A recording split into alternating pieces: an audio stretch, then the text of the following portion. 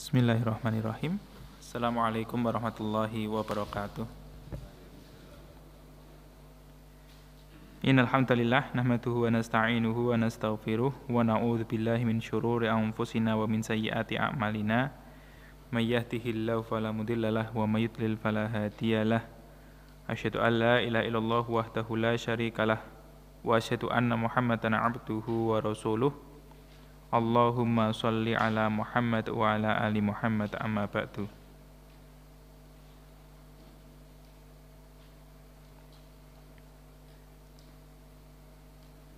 Ya ayuhan nas ittaqullaha mastata'tum wasma'u wa ati'u la'allakum turhamun.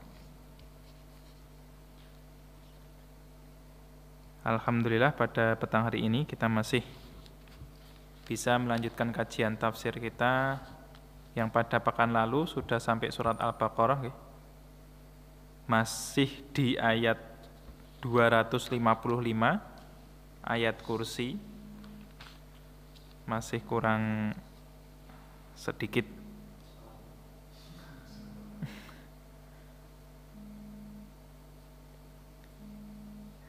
Di pertemuan yang lalu, seingat saya sampai firman Allah, wala yuhituna bi syai'in min ilmihi illa bima syaa'. Jadi masih membahas tentang ayat-ayat kursi, sifat-sifat Allah, ya. Kemudian tentang keterangan-keterangan tentang siapa dia Allah, bagaimana zat Allah, ya. Yang pada salah satunya sebelumnya sudah tersampaikan bahwa wala yuhituna bi syai'in min ilmihi illa bima syaa'. Tidaklah mereka mengetahui dengan sesuatu dari ilmu Allah kecuali dengan apa yang Dia kehendaki. Entah itu ilmu kita tentang dunia ini, entah itu ilmu tentang zat Allah, siapa Allah, bagaimana sifat-sifat Allah, ini ya. Itu tidak mungkin kita ketahui kecuali apa yang Allah ajarkan kepada kita melalui Rasulullah Sallallahu Alaihi Wasallam. Kemudian lafaz selanjutnya wasi'a kursiyyuhus samawati wal ard. Dan dari lafal inilah disebut sebagai ayat kursi. Ini ya. Dalam kitab tafsir disebutkan dari Ibnu Abbas dan juga dari Abu Musa al-Asy'ari bahwa kursi di sini maksudnya adalah tempat kaki dari bagian arsy Allah Subhanahu wa ta'ala. Jadi arsy itu kan gambarannya seperti singgasana, gitu ya.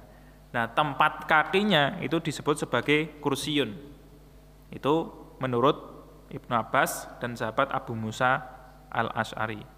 Lah bentuknya bagaimana, di bagian mananya ya wallahu a'lam, tidak ada yang tahu. Yang terpenting tentu itu menggambarkan bagaimana besarnya, agungnya arsy Allah Subhanahu wa ta'ala. Dan sebagian ulama juga menjelaskan bahwa kursiyuhu itu adalah ilmuhu, gitu ya. Ilmunya Allah. Jadi ilmu Allah itu sangat besar, sangat luas, melebihi langit-langit dan bumi. Ada yang mengatakan kursiyuhu itu adalah kerajaan Allah. Jadi kerajaannya itu luas, meliputi langit-langit dan bumi. Jadi entah itu bagian dari arsy-nya Allah, entah itu ilmunya Allah, entah itu kerajaannya Allah Subhanahu wa ta'ala. Wala ya'uduhu hifdhuhuma. Dan tidak memberatkannya menjaga langit-langit dan bumi. Jadi ini kembali untuk menekankan bahwa Allah Subhanahu wa ta'ala al-hayyu al-qayyum, gitu ya. Bahwa Dia maha hidup, bahwa Dia Allah Subhanahu wa ta'ala tegak, gitu ya. Tidak membutuhkan siapapun, dan siapapun apapun itu membutuhkan Allah Subhanahu wa ta'ala. Dan dalam menjaga langit-langit dan bumi ini, dari sifatnya Al-Qayyum, gitu ya, itu tidak memberatkan Allah Subhanahu wa ta'ala. Sangat ringan, sangat enteng. Allah mengatur segala sesuatu yang ada di langit-langit dan bumi. Dan yang terakhir, wa huwal aliyul azim, dan dia Allah maha tinggi, ya. Entah tinggi kudrahnya, kekuasaannya, kemampuannya, entah tinggi tempatnya, gitu ya. Dan juga menurut ulama tinggi al-qahr, aliyul qahr, gitu ya. Dalam memaksa hamba-hambanya untuk menerima sesuatu, Allah itu maha tinggi. Artinya ketika orang harus sakit, ya mesti menerima sakit. Orang harus miskin, mesti menerima miskin. Orang harus kaya, mesti menerima kaya, gitu ya. Maka disebut sebagai zat yang maha tinggi. Al-azim, yaitu yang maha agung, yang maha besar, yaitu pada mulknya, gitu ya, kepada kerajaannya, kepada kasih sayangnya, dan juga kepada kudrahnya, kemampuan, kemahakuasaan Allah Subhanahu wa ta'ala. Nah, kembali sedikit mengulang yang kemarin, karena ayat ini berisi hanya tentang sifat-sifat Allah Subhanahu wa ta'ala, 10 nggih. Allahu la ilaha illahu al-hayyul qayyum la ta'khudhu sinatu wa la naum lahu ma fis samawati wa ma fil ard man dzalladzi yashfa'u indahu illa bi idnih ya'lamu ma baina aydihim wa ma khalfahum 6 wa la yuhituna bi syai'in min ilmihi illa bima syaa wasi'a kursiyyuhu samawati wal ard wa la ya'uduhu hifdhuhuma wa huwal aliyyul azim. 10 keterangan tentang Allah, dan hanya itu saja yang dibahas dalam ayat ini, maka ayat ini adalah ayat yang paling mulia. Kalau surat yang paling mulia itu Al-Ikhlas, ayat yang paling mulia itu adalah Ayatul Kursi. Maka ketika dijadikan dzikir pagi, petang, dibaca setelah sholat fardu, kemudian juga dibaca sebelum tidur, ya. Itu punya keutamaan tersendiri ketika seseorang membaca ayat kursi. Kita lanjutkan di ayat berikutnya, terjemahkan terlebih dahulu, 256. La ikraha, tidak ada paksaan fiddini dalam ad-din. Ad-din di sini maksudnya Islam. Qad tabayyana, sungguh jelas, terang, ar-rusdu, petunjuk, minal ghayyi, dari kesesatan. Famay yakfur, maka barang siapa yakfur, dia ingkar, bitaghuti, dengan taghut, keterangannya nanti nggih. Wa yu'min billahi, dan dia beriman kepada Allah. Faqad, maka sungguh, istamsaka, dia berpegang, bil urwah, urwah itu dengan pegangan, al-wuthqa, yang teguh, yang kuat. Lamfisoma, tidak ada putus atau rusak, gitu ya, laha, padanya. Jadi pegangannya tadi tidak akan putus, tidak akan rusak. Wallahu, dan Allah, sami'un, maha mendengar, alimun, maha mengetahui. Allahu, Allah, waliyu, wali, bisa dikatakan penolong, penjaga, gitu ya. Alladzina, orang-orang yang amanu, mereka beriman. Yukhrijuhum, dia Allah mengeluarkan mereka, minadzulumati, dari kegelapan-kegelapan, ilan nuri, kepada cahaya.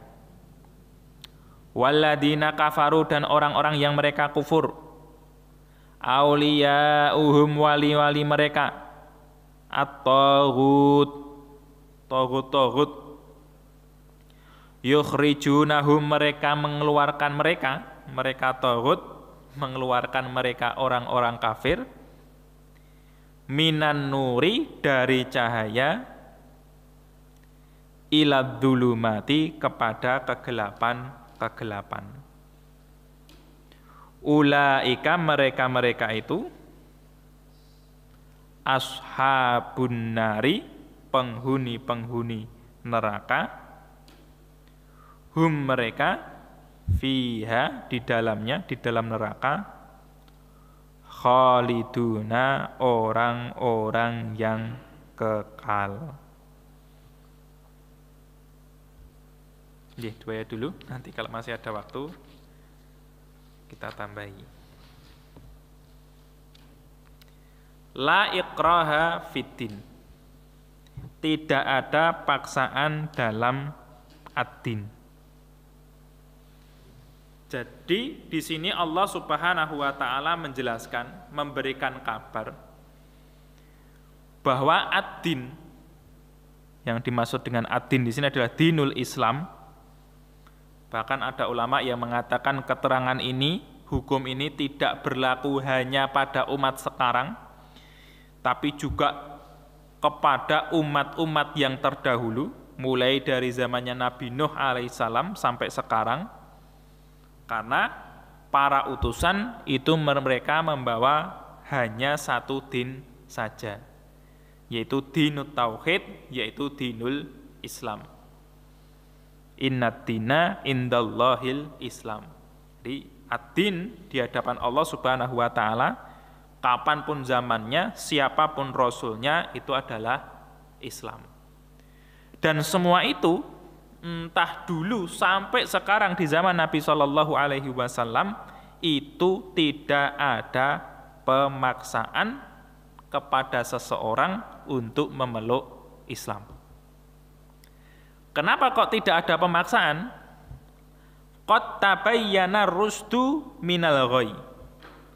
Allah Subhanahu wa taala sudah menjelaskan sejelas-jelasnya, sudah menampakkan setampak-tampaknya, seterang-terangnya mana itu petunjuk, mana itu kesesatan. Mana itu yang benar, mana itu yang salah. Artinya manusia itu diberi pikiran, diberi akal untuk memisah, gitu ya, untuk membedakan mana yang benar dan mana yang salah.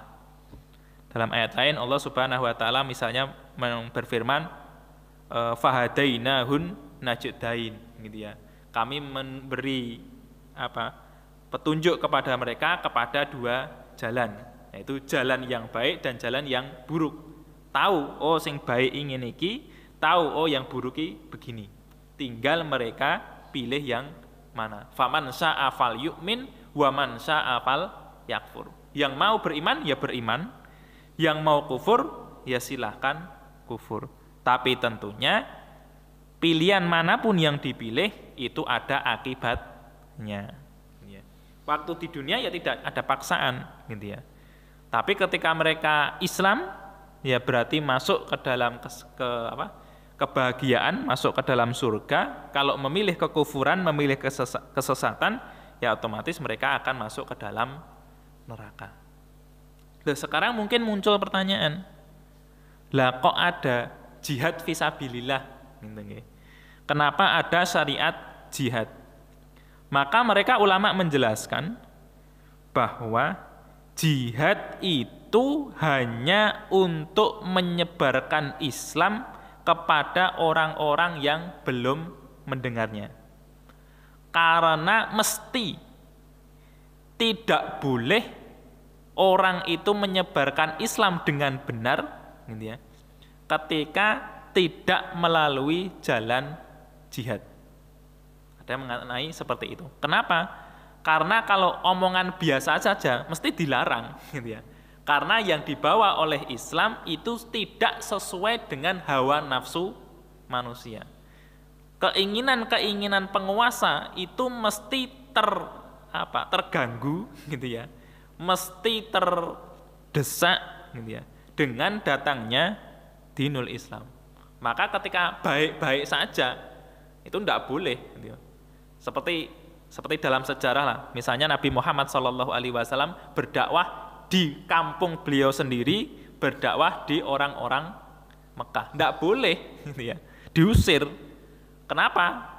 Karena hawa nafsu manusia itu tidak sesuai dengan apa yang dibawa oleh Islam. Kalau fitrahnya sesuai, fitrah manusia itu sesuai, tapi hawa nafsu manusia itu tidak sesuai. Banyak kesenangan-kesenangan yang tanda kutip dilarang dalam dinul Islam. Tidak boleh berzina, tidak boleh mencuri, tidak boleh dolim, tidak boleh berbohong, gitu ya.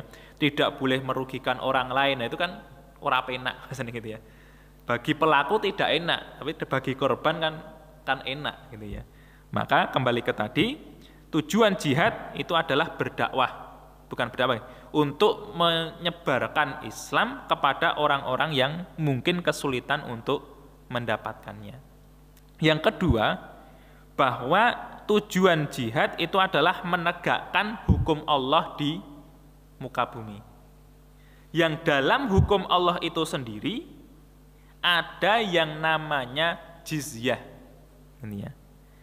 Jizyah itu berlaku bagi non-muslim. Sebagian ulama mengatakan bagi ahli kitab. Jadi entah dia Yahudi, entah dia Nasara. Ada sebagian ulama lain yang bagi semua pemeluk selain Islam ketika mereka mau tinggal di wilayah Islam.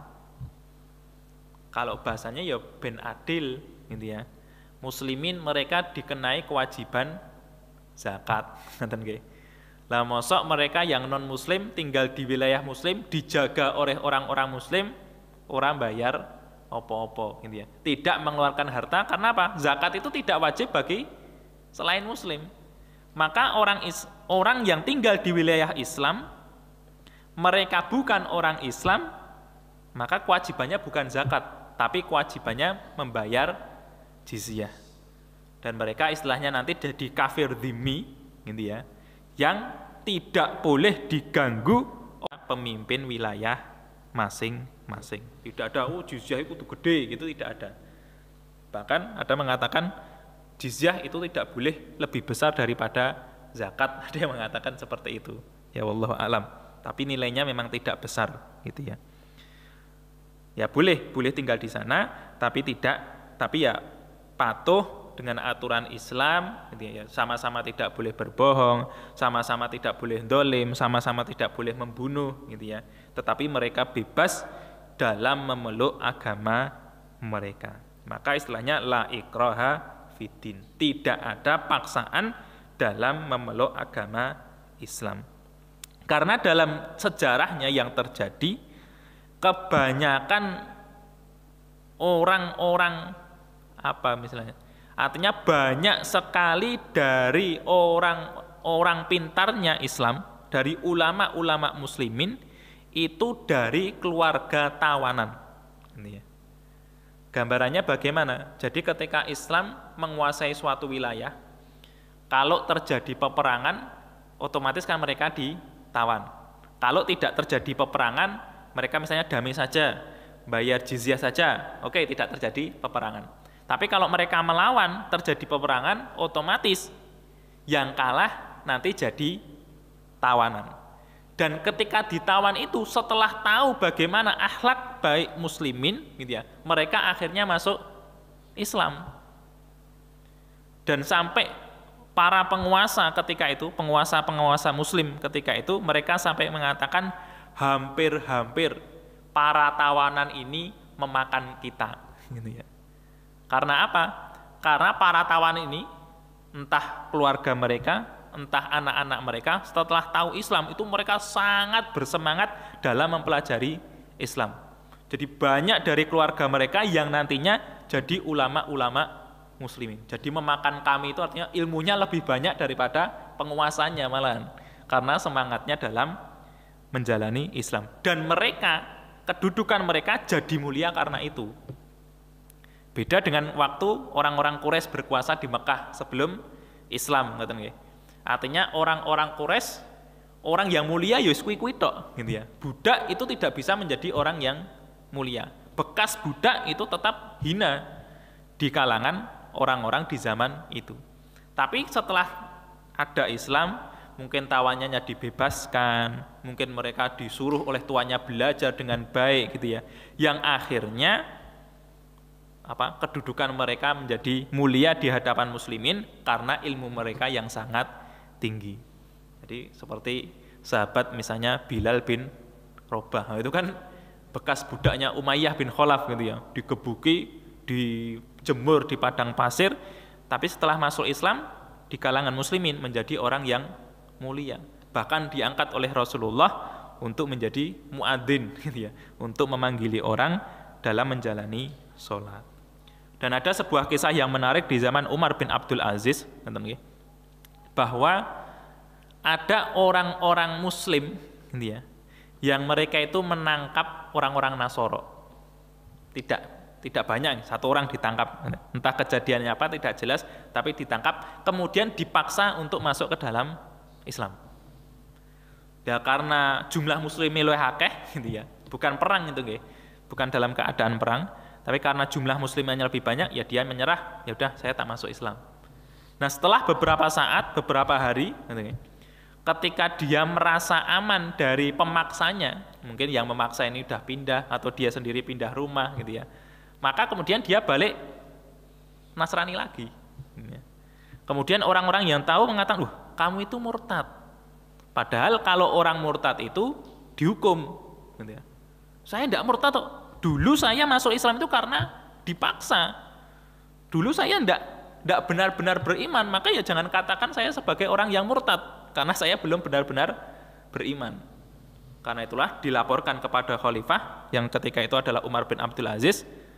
Akhirnya dia menceritakan, lah ngopo kok kamu murtad gitu ya? Oh dulu saya dipaksa masuk Islam karena saya tidak bisa melawan, tidak punya apa-apa gitu ya, tidak bisa punya kekuasaan, sehingga saya akhirnya manut.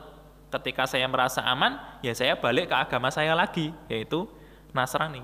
Maka Umar bin Abdul Aziz mengatakan, yaudah kamu pulang saja, lanjutkan kamu dalam beragama gitu ya. Karena apa? Ya tadi, karena dia masuk Islam karena terpaksa, ya terusnya ketika paksaan itu hilang kemudian balik, ya wajar kan gitu ya. Artinya bukan masuk ke dalam Islam secara sungguh-sungguh. Karena apa? Karena kita tahu bahwa Allah Subhanahu wa taala itu tidak menyukai sifat nifak. Allah tidak menerima dari orang munafik. Kalau din itu dasarnya paksaan gitu ya, mesti banyak dari orang-orang munafik. Ya mergo kepeksa kok gitu ya. Kepeksa mlebu Islam, tak mlebu Islam bae, padahal hatinya tidak terima dengan Islam. Maka Allah Subhanahu wa taala melihat isi hati orang-orang yang beriman, maka dalam penjelasannya la ikraha fiddin, tidak ada paksaan dalam beragama. Nah, dalam ayat ini para ulama mereka mengaitkan dengan sebuah kisah juga. Bahkan ada yang mengatakan itu sebagai sababun nuzul, ngoten nggih. Bahwa dulu orang-orang Aus dan Khazraj sebelum datangnya Islam, mereka itu banyak yang tertarik dengan agama Yahudi. Karena Aus dan Khazraj itu kan tinggal di Madinah bersama orang-orang Yahudi. Karena Aus dan Khazraj ini orang Arab yang mereka menyembah berhala, ketika tahu agamanya orang-orang Yahudi, itu banyak mereka yang tertarik. Kemudian mereka meyahudikan anak-anak mereka, jadi anak-anak mereka itu biar masuk ke ajaran Yahudi. Itu sebelum datangnya Islam. Nah, ketika Rasulullah SAW mengusir orang-orang Yahudi di Madinah karena pengkhianatan mereka, banyak usul dari orang-orang Ansor yang mereka itu mengatakan, wahai Rasulullah, anak-anak mereka kita tawan saja, gitu ya. Anak-anak kecil kan belum tahu apa-apa, kita Islamkan saja, biar bapaknya kita usir, gitu ya, dari Madinah, anak-anaknya bahasanya kita tawan, kita jadikan mereka orang-orang Islam. Maka itu tidak diperbolehkan oleh Allah Subhanahu wa taala, karena apa? La ikraha fiddin. Jadi tidak boleh ngambil anak seseorang wis bapaknya metu saka Madinah, anake gen Islam bae, diajari Islam, gen uripe bener misalnya, seperti itu tidak boleh gitu ya. Karena tidak ada paksaan dalam beragama Islam. Nah, kemudian dalam ayat ini juga ulama terbagi menjadi dua pendapat. Pendapat pertama, mereka mengatakan la ikraha fiddin itu khusus pada orang ahli kitab Yahudi dan Nasoro, karena mereka sudah mempunyai dasar sama-sama beragama samawi, gitu ya. Mereka punya kitab Taurat, mereka punya kitab Injil. Tapi yang dipilih oleh Imam Malik dalam madhab Maliki, Bahwa la ikraha fiddin itu mencakup semua kalangan. Entah mereka penyembah patung, entah mereka penyembah berhala, penyembah api, penyembah bintang, penyembah bulan. Itu mereka termasuk dari perintah atau dari kabar ini. Tidak ada paksaan dalam memeluk agama Islam. Untuk diarahkan, untuk dijelaskan, ya, gitu ya. Tapi untuk dipaksa, tidak. Ya kecuali mungkin dalam hal-hal tertentu, orang tua kepada anaknya, anak dhewe masa dibebaskan kan ya ndak gitu ya. Itu menjadi tanggung jawab orang tua. Tapi nek tonggo, dulur adoh gitu ya. Ya tentu termasuk dari ayat ini. Tapi kalau anak sendiri atau anak angkatnya gitu ya tentunya menjadi tanggung jawab dia untuk menjelaskan bagaimana baiknya Islam. Kemudian pendapat yang kedua, ada memang ulama yang berpendapat ayat ini terhapus hukumnya. Terhapus dengan apa? Dengan ayat-ayat jihad. Tapi dari beberapa kitab yang saya baca, mereka mengatakan bahwa lebih kuat pendapat yang ayat ini masih berlaku sampai hari ini. Jadi jihad itu fungsinya bukan untuk memaksa, gitu ya. Karena jihad itu fungsinya biar orang tahu bagaimana Islam. Kalau mereka sudah tahu, biar bisa memilih, oh yang baik ini, yang buruk ini. Karena Islam itu tidak bisa tersebar dengan spokomen masuk kemudian dakwah itu sangat sulit gitu ya. Karena mesti bertabrakan, tidak sesuai dengan hawa nafsu manusia. Harus ada paksaan sedikit agar mereka tahu bagaimana kebenaran Islam sehingga bisa membedakan mana yang baik dan mana yang buruk. Kemudian ayat selanjutnya, famay yakfur bitaghuti, maka barang siapa yang mengingkari at-taghut.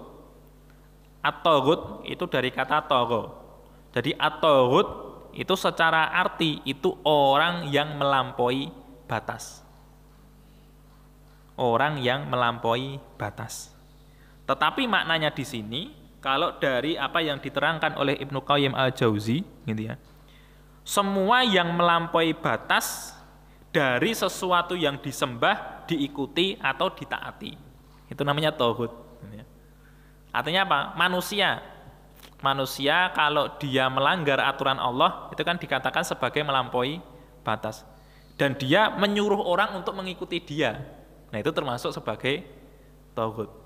Walaupun tidak sampai diibadahi, tidak sampai seperti Namrud, tidak sampai seperti Fir'aun gitu ya. Tapi dia menyeru orang lain, orang yang mau taat kepada dia, orang yang mau patuh kepada dia untuk melanggar aturan Allah. Itu juga termasuk sebagai at-taghut. Maka dalam sebagian ulama lain mengatakan yang namanya taghut itu adalah sesuatu yang ditaati selain Allah. Kalau itu aturannya berselisih dengan aturan Allah Subhanahu wa Ta'ala.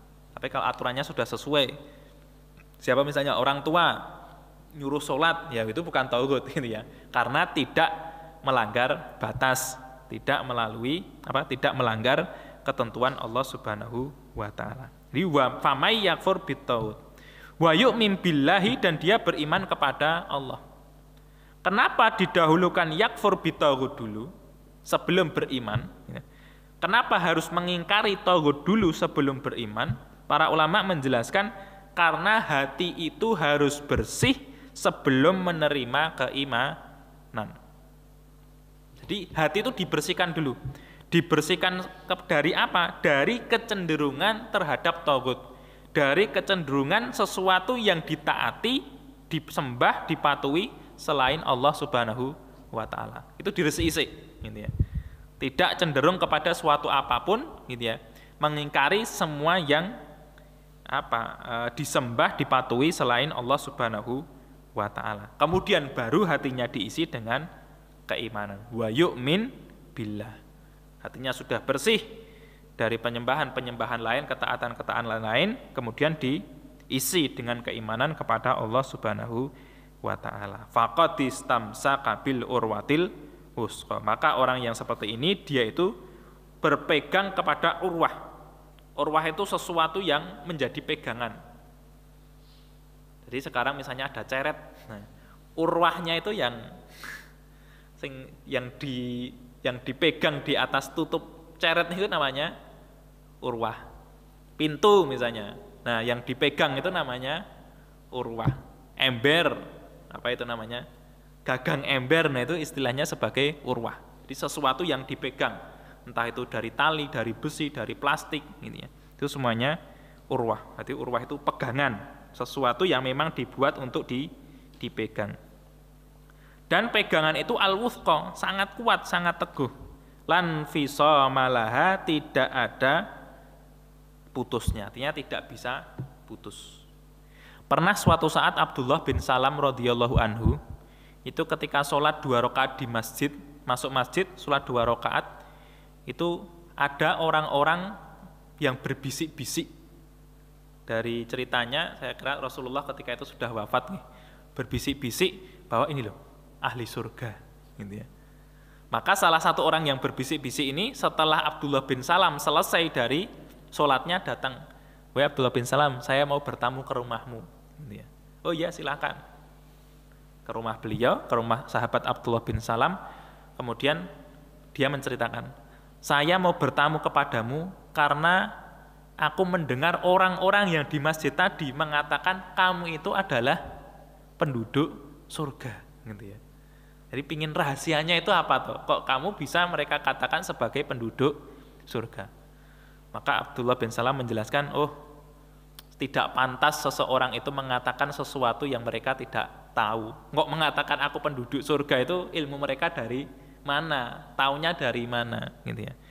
Kemudian beliau menjelaskan mungkin mereka menganggapku penduduk surga karena pernah suatu saat di zaman Nabi aku itu bermimpi berada pada sebuah ladang hijau.